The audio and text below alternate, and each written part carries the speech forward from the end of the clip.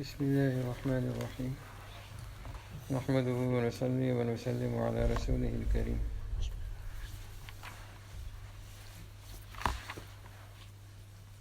اگر رات کو کسی وجہ سے غسل کی حاجت ہوئی اور اسی وقت غسل کرنے میں وقت نہ ہو تو دقت نہ ہو تو بہتر تو یہ ہے کہ غسل کرے، لیکن اگر غسل نہ کرے تو استنجا اور وضو کر کے سو جائے. یہ طریقہ مسنون اور پسندیدہ ہے. رات کو سوتے وقت وضو کرنا یعنی وضو کے ساتھ سونا افضل ہے. عیادت کے لیے جانے کے واسطے وضو کر کے جانا سنت ہے. غالباً اس کی وجہ یہ ہو سکتی ہے کہ عیادت کرنا بھی عبادت ہے، اور یہ ظاہر ہے کہ وضو سے عبادت کامل اور افضل ہوتی ہے. اگر رات کو غسل کی ضرورت پڑ جائے اور کوئی تکلیف مشقت نہ ہو، انسان آرام سے غسل کر کے سو سکتا ہے تو غسل کر کے سو جانا چاہیے. اکثر معمول تو نبی کریم صلی اللہ علیہ وسلم کا یہی تھا.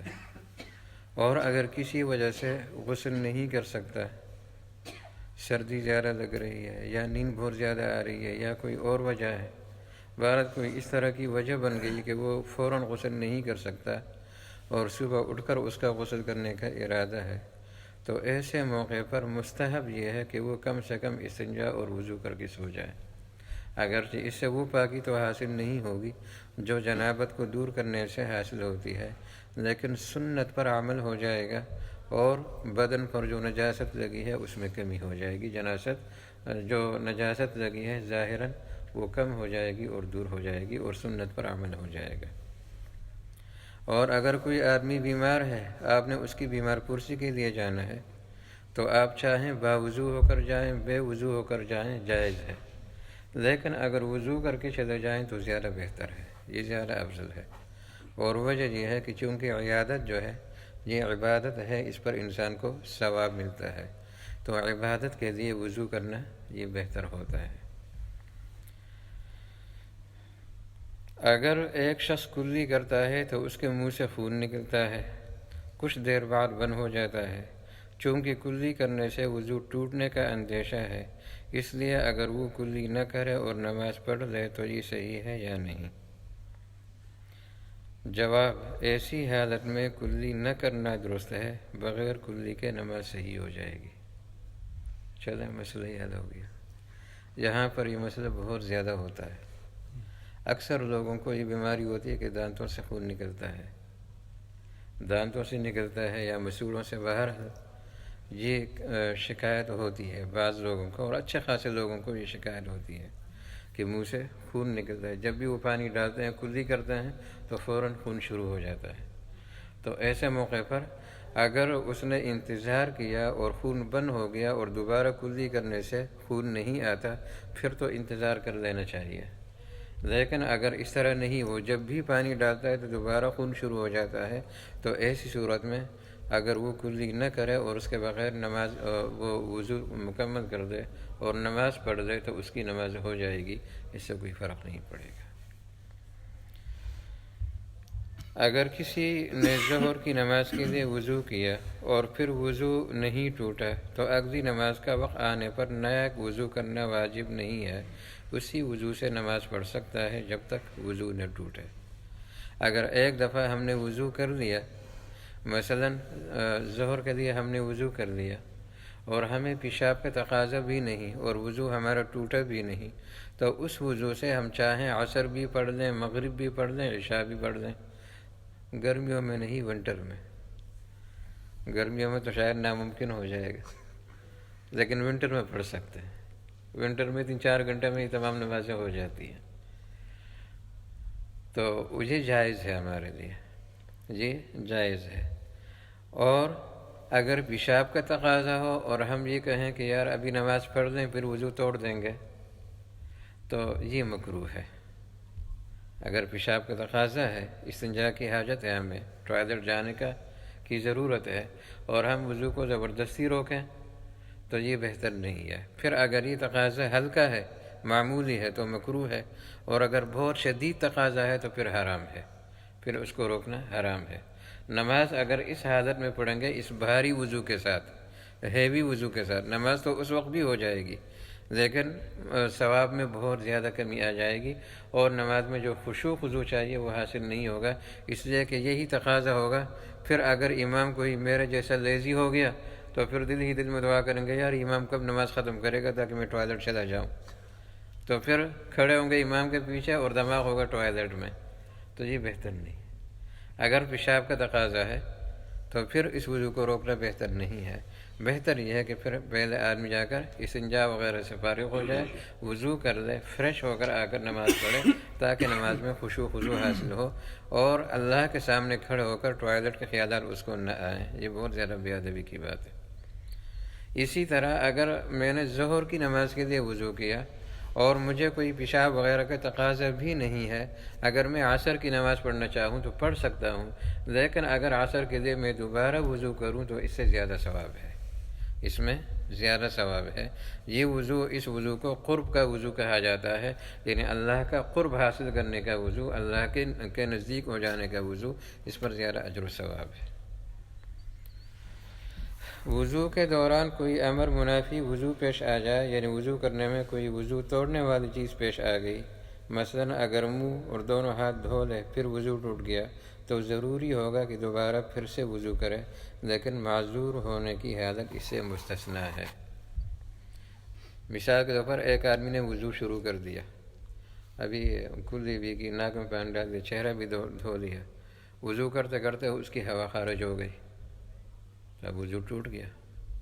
اگر وہ معذور نہیں ہے تو اس کو دوبارہ وضو شروع کرنا پڑے گا، اگر وہ معذور نہیں ہے تو وضو دوبارہ شروع کرنا پڑے گا۔ یا اس نے مثلا وضو شروع کر دیا اور بدن میں کسی جگہ کوئی پھوڑا وغیرہ تھا اور اسے پیپ نکلی یا اسے ناپاک پانی نکلا، پانی اسے نکلا یا خون نکلا، تو ان صورتوں میں بھی اس کا وضو ٹوٹ جاتا ہے، تو اس جگہ کو دھو لے اور پھر اس کے بعد دوبارہ وضو شروع کرے، یہ ضروری ہے اگر وہ معذور نہیں ہے۔ اور اگر وہ معذور ہے، معذور اس انسان کو کہتے ہیں کہ ایک نماز کا جو وقت ہے، مثلا عصر کی نماز کا وقت عصر کی بگننگ ٹائم سے لے کر مغرب تک ہے، تو یہ بیچ میں جو وقت ہے، اس وقت میں 2 دفعہ کم سے کم اس کو وہ عذر پیش آ ہی جاتا ہے۔ مثال کے طور پر ایک آدمی بواسیر کا مریض ہے، اس کی ہوا نکلتی رہتی ہے، تو اس دوران میں کم سے کم 2 دفعہ اس کو یہ ہوا خارج ہو ہی جاتی ہے، تو یہ آدمی معذور ہے۔ یا کسی آدمی کے بدن میں کوئی زخم ہے، اس سے خون نکلتا ہے یا پیپ نکلتی ہے اور وہ مسلسل نکلتی رہتی ہے، تو یہ آدمی معذور ہے۔ تو اس معذور آدمی کے لیے تو حکم یہ ہے کہ اگر جب وہ وضو کر رہا ہے اور وضو کے دوران بھی اس کا وضو ٹوٹتا ہے تو یہ اس کی پرواہ نہ کرے، یہ اسی وضو کو کمپلیٹ کرے، دوبارہ وضو کرنے کی ضرورت نہیں۔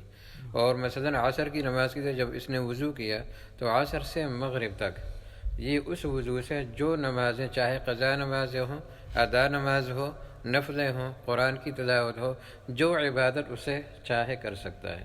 جب مغرب کا ٹائم شروع ہو جائے تو اب اس کو دوبارہ وضو کرنا پڑے گا، اور اب عشاء تک اس وضو سے یہ جو عبادت چاہے کر سکتا ہے، جتنی نمازیں چاہے پڑھ سکتا ہے۔ جب عشاء کا ٹائم شروع ہو جائے تو پھر دوبارہ وضو کرے گا، اور پھر اسی طرح سونے تک یہ اسے نمازیں پڑھ سکتا ہے، اور اگر رات کو جاگ رہا ہے تو فجر تک اس سے تمام عبادتیں وغیرہ کر سکتا ہے۔ اسی طرح فجر کے لیے وضو کرے تو سورج کے طلوع ہونے تک یہ اسے تمام عبادتیں کر سکتا ہے۔ یہ معذور آدمی کے لیے حکم ہوتا ہے، اور اس کے وضو کا یہ حکم ہے اور یہ طریقہ ہے اس کا۔ مسجد میں جہاں پر نماز پڑھی جاتی ہے، جو جگہ نماز کے لیے متعین ہے، وضو کرنا درست نہیں ہے۔ ہاں اگر اس طرح وضو کرے کہ پانی مسجد میں نہ گرے تو جائز ہے۔ اصل مسجد، شرعی مسجد اس کو کہتے ہیں جس کو جماعت خانہ کہتے ہیں، جس کے مسجد ہونے کی نیت کی جاتی ہے، تو اس مسجد کو پاک رکھنے کا شریعت نے حکم دیا ہے، اور اس کو ناپاکی سے بچانا یہ ہماری شرعی ذمہ داری بنتی ہے۔ تو لہٰذا یہ متولیوں کو معلوم ہوتا ہے۔ مثلا اب یہاں پر ہماری یہ مسجد شروع کی تقریباً 7 یا 8 صفیں یہ مسجد ہے، یہ پچھلی صفیں وہ مسجد میں شامل نہیں ہے، پچھلا ہاتھ بھی مسجد میں شامل نہیں ہے، یہ ان لوگوں کی شروع سے نیت ہی ہے۔ اسی طرح بلک بند دارالعلوم ہے، اس کی جو مسجد ہے تو اس کا بھی یہی حال ہے کہ وہاں پر پلر ہیں، ایک پلر پر تو اللہ کا نام ہے، دوسرے پلر پر نبی کریم صلی اللہ علیہ وسلم کا نام ہے، پھر خلفائے راشدین کا نام ہے. تو حضرت عثمان رضی اللہ عنہ تک اس یعنی جو پلر جس پر حضرت عثمان رضی اللہ عنہ کا نام لکھا ہوا ہے، حضرت عمر رضی اللہ عنہ کا نام لکھا ہوا ہے، اور دوسری طرف سے اس طرف سے حضرت ابوبکر رضی اللہ عنہ کا نام لکھا ہوا ہے، اور اس طرف سے حضرت عمر رضی اللہ عنہ کا نام لکھا ہوا ہے. تو بیچ میں انہوں نے مسجد کی نیت کی ہے. اب سائڈوں پر جو حضرت عثمان رضی اللہ عنہ جس پلر پر جن کا نام لکھا ہوا ہے، اور دوسری طرف حضرت علی رضی اللہ عنہ کا نام لکھا ہوا ہے، تو وہ مسجد کا حصہ نہیں. اب اس کا فرق کیا ہوگا؟ فرق یہ ہوگا کہ اگر میں نماز کے لیے آتا ہوں اور جماعت میں شامل ہوتا ہوں، تو جو اصل مسجد ہے جب میں اس میں پہلے آؤں گا تو مجھے مسجد کا ثواب ملے گا، مجھے مسجد کا ثواب ملے گا. اگر پیچھے جماعت ہو رہی ہو اور میں نے اس میں شرکت کر دی تو اس سے مجھے مسجد میں آنے کا ثواب نہیں ملے گا. مسجد وہی حصہ ہے جس کی نیت کی گئی ہے. اور جب مسجد کی نیت کی گئی تو فرش سے لے کر عرش تک یہ پورا ایریا اب مسجد ہے، اگر شروع سے اس کی نیت کی. اگر شروع سے اس کی نیت نہیں کی، بلکہ شروع میں کہا کہ بیسمنٹ ہم مسجد میں نہیں رکھیں گے، نیت یہ کی، تو یہ بھی ٹھیک ہے. لیکن اصل شرعی حکم اس کا یہ ہے کہ اب عرش تک یہ پورا آسمان تک یہ پورا ایریا مسجد ہے. لہذا اگر کوئی کہے کہ نیچے مسجد ہوگی اور اوپر میں اپنے لیے فلیٹس بناؤں گا تو یہ اس کے لیے جائز نہیں ہوگا. تو مسجد کا جو ایریا ہے اس کو چونکہ صاف رکھنے کا حکم ہے، تو اگر کوئی آدمی وہاں وضو کرنا چاہے اس طریقے سے کہ پانی مسجد کے فرش پر گرے تو یہ جائز نہیں ہے، اس سے بچنا ضروری ہے. اور اگر کسی آدمی کو مجبوری ہو اور وہ مسجد سے باہر جا نہیں سکتا، مثال کے طور پر میں اعتکاف میں بیٹھا ہوں، میں نے مثلاً اعتکاف سنت اعتکاف ہے رمضان کے آخری عشرے کا، اور میں نے اعتکاف کی نیت کی ہوئی ہے اور میں مسجد کے اندر ہوں اور میرا وضو ہے، وضو میرا ہے، لیکن صرف قرب حاصل کرنے کے لیے میں وضو کرنا چاہتا ہوں، تو اب میرے لیے باہر جانا ٹھیک نہیں ہوگا. اب چونکہ یہ ضرورت میں نہیں آتا، باہر میں صرف ضرورت کے لیے جا سکتا ہوں، یہ ضرورت میں نہیں آتا، تو لہٰذا اب قرب حاصل کرنے کے لیے اگر میں باہر جانا چاہوں تو میرا اعتکاف ٹوٹ جائے گا، یہ میرے لیے ٹھیک نہیں. اور میں یہ قرب حاصل کرنا چاہتا ہوں تو میں کیا کروں گا؟ تو پھر میرے لیے حکم یہ ہے کہ میں کوئی بڑا برتن اس طرح رکھ دوں گا کہ جب میں وضو کروں گا تو وضو کا بچا ہوا پانی اس میں گرے، مسجد میں نہ گرے. اس کے لیے پھر یہ طریقہ.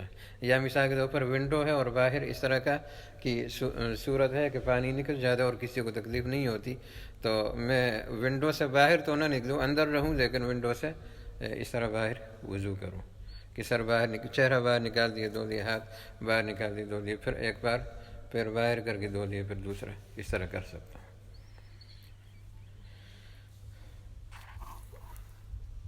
مسجد کے وضو خانہ کا پانی وضو کے لیے مخصوص ہے، اس کا لے جانا درست نہیں. البتہ اگر محلے والوں نے یہ نل رفاع عامہ کے لیے لگایا ہو اور لے جانے کی اجازت ہو تو جائز ہے.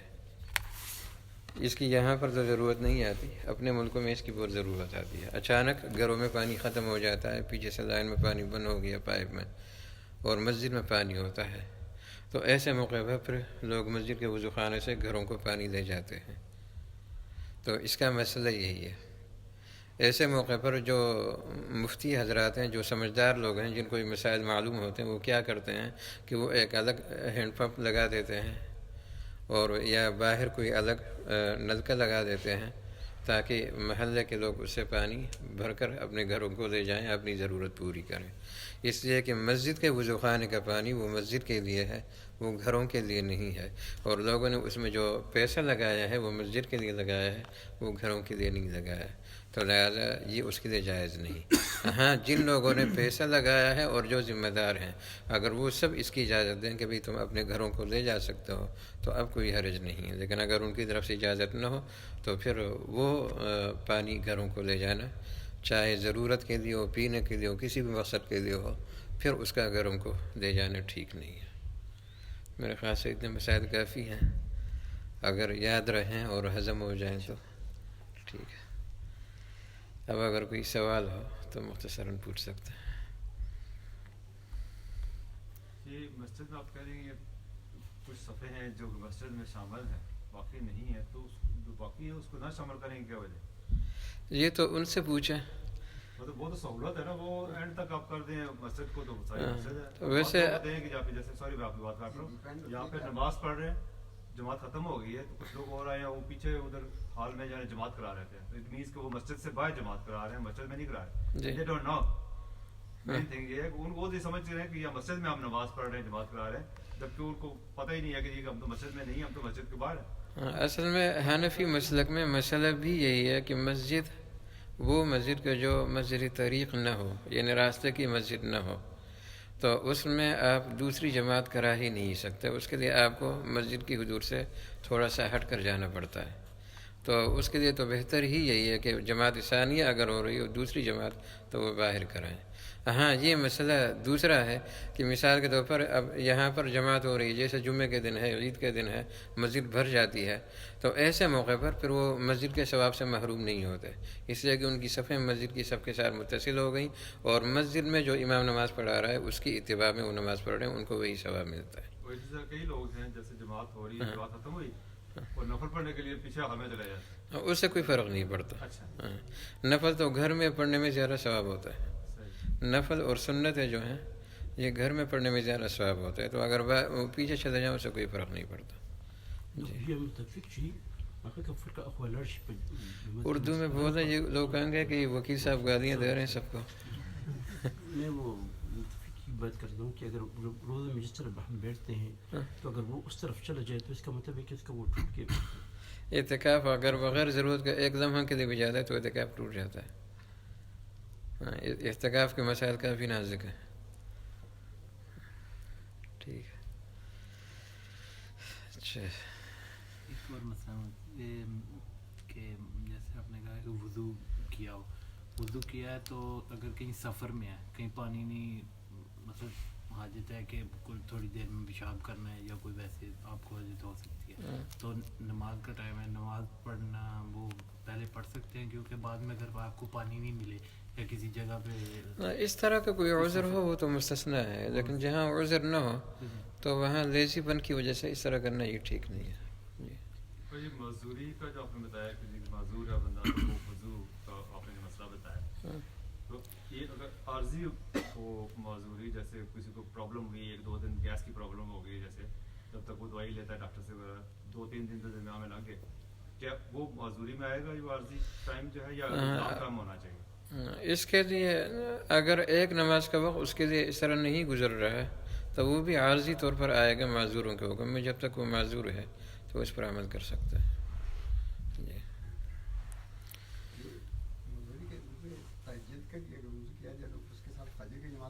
پڑھ سکتے ہیں کیوں جی.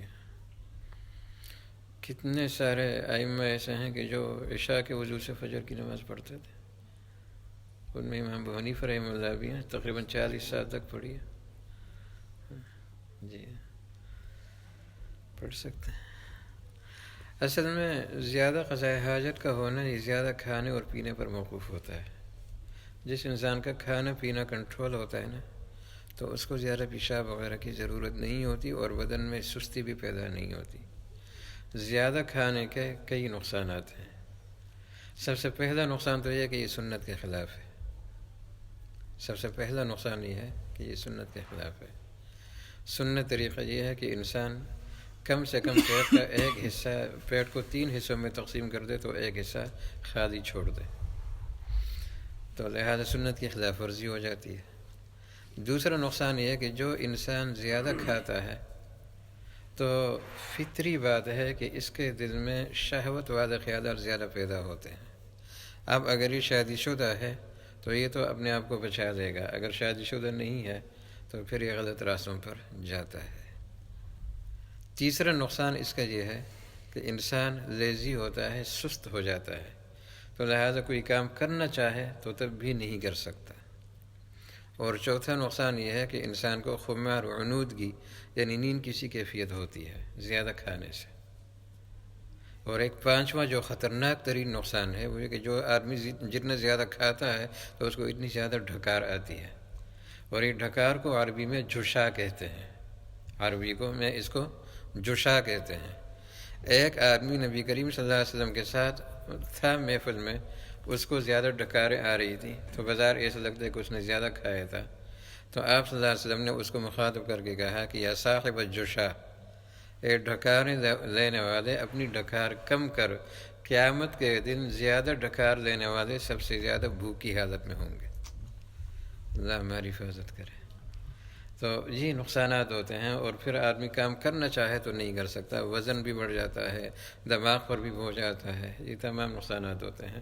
تو اسی وجہ سے اب ہم وہ تو نہیں کر سکتے کہ 3 حصوں میں تقسیم کر دیں، ایک حصہ پانی کے لیے، ایک کھانے کے لیے اور ایک سانس کے لیے، لیکن کم سے کم یہ تو کر سکتے ہیں کہ جب ہم کھانا شروع کر دیں تو بیچ میں ایک وقت ضرور ایسے آتا ہے کہ آدمی سوچتا ہے کہ اور کھاؤں یا نہ کھاؤں.